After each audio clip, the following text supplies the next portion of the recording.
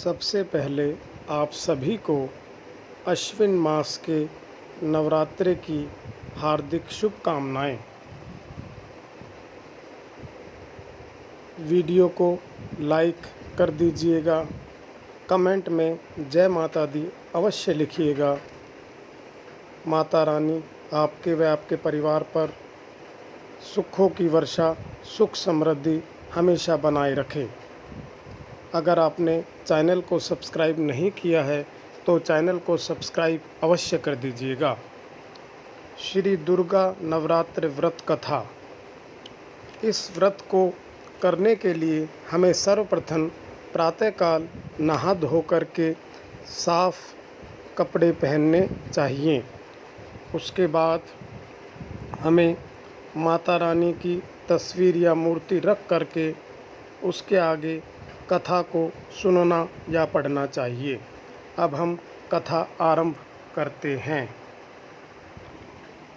ऋषि बृहस्पति जी ने ब्रह्मा जी से पूछा, हे ब्रह्मा जी, आप अत्यंत बुद्धिमान, सर्व शास्त्रों के ज्ञाता और चारों वेदों को जानने वाले हैं। आप श्रेष्ठ हैं। हे प्रभु, कृपा कर मेरा वचन सुनिए। चैत्र और अश्विन, माघ और आषाढ़ मास के शुक्ल पक्ष में नवरात्रि का व्रत और उत्सव क्यों मनाया जाता है? हे भगवान, हे प्रभु, इस व्रत का फल क्या होता है? किस प्रकार से यह करना चाहिए? पहले इस व्रत को किसने किया था? यह सब कथा मुझे विस्तार से बताइए। बृहस्पति जी का ऐसा प्रश्न सुनकर ब्रह्मा जी कहने लगे कि हे बृहस्पति देव, प्राणियों का हित करने की इच्छा से तुमने बहुत ही सुंदर प्रश्न मेरे सामने किया है। जो मनुष्य मनोरथ पूर्ण करने वाली दुर्गा माता, महादेवी, सूर्य और नारायण का ध्यान करते हैं, वह मनुष्य धन धान्य होते हैं। यह नवरात्रि व्रत संपूर्ण मनोकामनाओं को पूर्ण करने वाला है। इसके करने से पुत्र चाहने वाले को पुत्र, धन चाहने वाले को धन, विद्या चाहने वाले को विद्या और सुख चाहने वाले को सुख की प्राप्ति होती है। इस व्रत को करने से रोगी मनुष्य निरोगी हो जाता है, उसके रोग दूर चले जाते हैं और कारागार जेल में पड़ा हुआ व्यक्ति भी बंधन से छूट जाता है। मनुष्य की तमाम आपत्तियां, विपत्तियां दूर हो जाती है और उसके घर में संपूर्ण संपत्तियां आकर के वास करती है। बंध्या और काक बंध्या के इस व्रत को करने से पुत्र और संतान की प्राप्ति होती है। अर्थात जो स्त्रियां संतान सुख से वंचित है, वह भी संतान सुख को प्राप्त हो जाती है। समस्त पापों को दूर करने वाले इस व्रत के करने से ऐसा कौन सा मनोरथ है जो सिद्ध नहीं होता, जिसे हम प्राप्त नहीं कर पाते। जो मनुष्य इस अलभ्य मनुष्य देह को पाकर भी नवरात्र का व्रत नहीं करता, वह माता पिता की सेवा से विमुख होकर पाप का भागी बनता है और अनेकों दुखों को प्राप्त होता है। उसके शरीर में अनेक व्याधियां, रोग उत्पन्न हो जाते हैं। वह संतान का सुख भी नहीं पा पाता। इस प्रकार वह मूर्ख अनेक दुखों को भोगता है। इस व्रत को न करने वाला मूर्ख मनुष्य धन धान्य से रहित हो जाता है, भूख और प्यास के मारे पृथ्वी पर विचरण करता है। इस प्रकार से ब्रह्मा जी ने बृहस्पति देव को बताया। आगे, जो सुहागन स्त्री भूल से इस व्रत को नहीं करती, वह पति से विहीन होकर नाना प्रकार के दुखों को भोगती है। यदि व्रत करने वाला मनुष्य सारे दिन उपवास न कर सके तो एक समय भोजन करे और उस दिन बांधवों सहित नवरात्र व्रत की कथा श्रवण करे। इस प्रकार से ब्रह्मा जी ने बृहस्पति देव को बताया। हे बृहस्पति, जिसने पहले इस महाव्रत को किया है, उसका पवित्र इतिहास मैं तुम्हें सुनाता हूँ। तुम सावधान होकर अच्छी प्रकार से इस कथा को सुनना। इस प्रकार ब्रह्मा जी के वचन सुनकर बृहस्पति जी बोले, हे ब्रह्मा जी, मनुष्यों का कल्याण करने वाले इस व्रत के इतिहास को मेरे लिए कहो। मैं सावधान होकर अच्छी प्रकार से आपकी बात को सुन रहा हूँ। आपकी शरण में आए हुए मुझ पर कृपा कीजिए। ब्रह्मा जी बोले, पीठत नाम के मनोहर नगर में एक अनाथ नाम का ब्राह्मण रहता था। वह भगवती दुर्गा का भक्त था। उसके संपूर्ण सद्गुणों से युक्त मानो ब्रह्मा की सबसे पहली रचना हो, ऐसे यथार्थ नाम वाली सुमति नाम की एक अत्यंत सुंदरी कन्या उसके घर में पैदा हुई।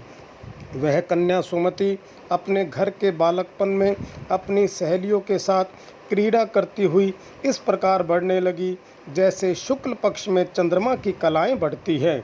उसका पिता प्रतिदिन दुर्गा जी की पूजा और हवन किया करता था। उस समय वह भी नियम से वहाँ उपस्थित रहती थी।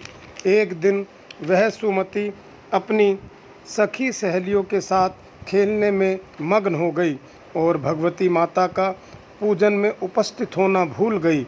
उसके पिता को पुत्री की ऐसी असावधानी देखकर क्रोध आ गया और पुत्री से कहने लगा कि हे पुत्री, आज प्रभात में तुमने भगवती का पूजन नहीं किया, इस कारण मैं किसी कुष्ठी और दरिद्र मनुष्य के साथ तेरा विवाह कर दूंगा। इस प्रकार क्रोधित होकर पिता के वचन सुनकर सुमति को बड़ा दुख हुआ और अपने पिता से कहने लगी कि हे पिताश्री, मैं आपकी कन्या हूँ, मैं सब तरह से आपके अधीन हूँ, जैसे आपकी इच्छा वैसे ही आप कीजिए। रोगी, कुष्ठी अथवा किसी के साथ जैसी आपकी इच्छा हो मेरा विवाह कर दीजिए, वही जो मेरे भाग्य में लिखा है। मेरा तो इस पर पूर्ण विश्वास है। मनुष्य न जाने कितने मनोरथों का चिंतन करता है, पर होता वही है जो भाग्य में विधाता ने लिखा हुआ है। जो जैसा करता है उसको फल भी उस कर्म ही प्राप्त होता है, क्योंकि कर्म करना मनुष्य के अधीन है पर फल देव के अधीन है। जैसे अग्नि में पड़े हुए तृण आदि उसको अधिक प्रदीप्त कर देते हैं, उसी तरह अपनी कन्या के ऐसे निर्भयतापूर्ण वचनों को सुनकर उस ब्राह्मण को और अधिक क्रोध आ गया। तब उसने अपनी कन्या का विवाह एक कुष्ठी से कर दिया और अत्यंत क्रोधित होकर पुत्री से कहने लगा कि जाओ जाओ, जल्दी जाओ, अपने कर्म का फल भोगो। देखें केवल भाग्य भरोसे रहकर क्या करती है।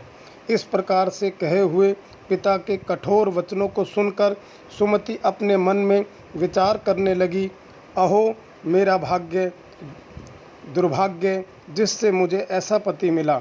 इस प्रकार अपने दुख का विचार करती हुई वह सुमति अपने पति के साथ वन को चली गई और भयावह ने कुशायुक्त उस स्थान पर उन्होंने वह रात बड़े कष्ट से व्यतीत की।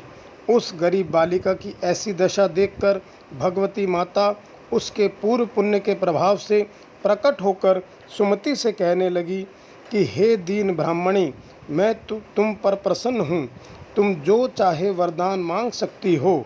मैं प्रसन्न होने पर मनोवांछित फल देने वाली हूँ। इस प्रकार भगवती दुर्गा का वचन सुनकर ब्राह्मणी कहने लगी कि आप कौन है जो मुझ पर प्रसन्न हुई हो, यह सब मेरे लिए कहो और अपनी कृपा दृष्टि से मुझ दीन दासी को कृतार्थ कीजिए। ऐसी ब्राह्मणी का वचन सुनकर देवी कहने लगी कि मैं आदि शक्ति हूँ, मैं ही ब्रह्मा विद्या सरस्वती हूँ। मैं प्रसन्न होने पर प्राणियों के दुख का हरण करके सुख को प्रदान करती हूँ। हे ब्राह्मणी, मैं तुझ पर तेरे पूर्व जन्म के पुण्य कर्मों के प्रभाव से प्रसन्न हुई हूँ। मैं तुम्हारे पूर्व जन्म का वृत्तांत सुनाती हूँ, सुनिए। तू पूर्व जन्म में निषाद अर्थात भील की पत्नी थी और अति प्रतिव्रता थी। एक दिन तेरे पति निषाद ने चोरी की। चोरी करने के कारण तुम दोनों को सिपाहियों ने पकड़ा और जेल में ले जा करके बंद कर दिया। उन दोनों ने तेरे को और तेरे पति को भोजन नहीं दिया।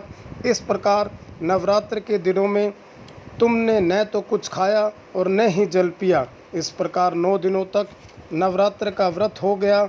हे ब्रह्मचारिणी, उन दिनों मैं जो व्रत हुआ उस व्रत के प्रभाव से प्रसन्न होकर तुम्हें मनोवांछित फल देना चाहती हूँ। तुम्हारी जो इच्छा हो सो मांगो। इस प्रकार दुर्गा जी के कहे हुए वचन सुनकर ब्राह्मणी बोली कि अगर आप मुझ पर प्रसन्न हैं तो हे माता दुर्गे, मैं आपको प्रणाम करती हूँ। कृपा करके मेरे पति को कोढ़ से दूर कर दीजिए। देवी कहने लगी कि उन दिनों में जो तुमने व्रत किया, उस व्रत के एक दिन का पुण्य अपने पति का कोढ़ दूर करने के लिए मुझे समर्पित कर दीजिए। मेरे प्रभाव से तेरा यह पति कोढ़ से रहित होकर सोने के समान काया शरीर वाला हो जाएगा। ब्रह्मा जी बोले। इस प्रकार देवी का वचन सुनकर वह ब्राह्मणी बहुत प्रसन्न हुई और पति को निरोगा करने की इच्छा से ठीक है ऐसा बोली। तब तक उसके पति का शरीर भगवती दुर्गा की कृपा से कुष्ठ रहित होकर अत्यंत कांति युक्त हो गया, जिसकी कांति के समान चंद्रमा की कांति भी क्षीण हो जाती है। वह ब्राह्मणी पति की मनोहर देह को देखकर देवी की अति पराक्रमी वाली समझकर स्तुति पूजा उपासना करने लगी। हे दुर्गे, आप दुर्गत को दूर करने वाली, तीनों जगत का संताप हरने वाली, समस्त दुखों को दूर करने वाली, रोगी मनुष्य को निरोग करने वाली, प्रसन्न होने पर मनोवांछित वस्तु को प्रदान करने वाली और दुष्ट मनुष्यों का नाश करने वाली हो। तुम ही सारे जगत की माता और पिता हो। हे अम्बे, मुझ अपराध रहित अबला को मेरे पिता ने कुष्ठ रोगी के साथ विवाह कर मुझे घर से निकाल दिया। उसकी निकाली हुई पृथ्वी पर घूमने लगी। आपने ही मेरा इस आपत्ति रूप समुद्र से उद्धार किया है।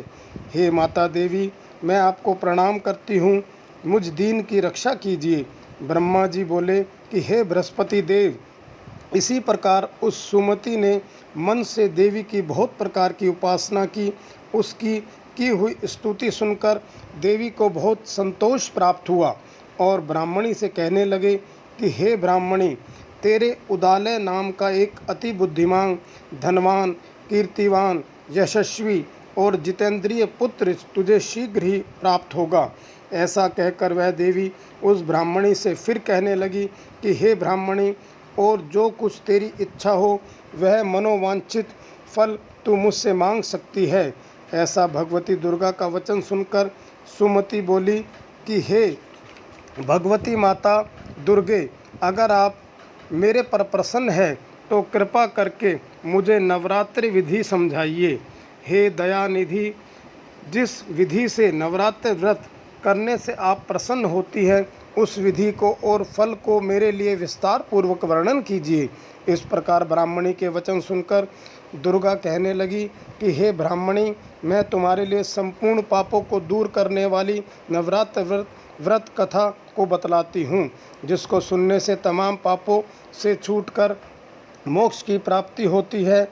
अश्विन मास के शुक्ल पक्ष की प्रतिपदा एकम से लेकर नवमी तक विधि पूर्वक व्रत करने, यदि दिन भर का व्रत न कर सके तो एक समय भोजन करने, पढ़े लिखे ब्राह्मण से पूछकर घट स्थापना करने, वाटिका बनाने, उसको प्रतिदिन जल से सींचने, महाकाली, महालक्ष्मी, महासरस्वती इनकी मूर्तियां बनाकर नित्य विधि सहित इनकी पूजा अर्चना करने, पुष्पों से समर्पित करने, अर्घ देने, बिजोरे के फूल से अर्घ देने से रूप की प्राप्ति होती है। जायफल से कीर्ति, दाख से कार्य की सिद्धि होती है, आंवले से सुख और केले से भूषण की प्राप्ति होती है।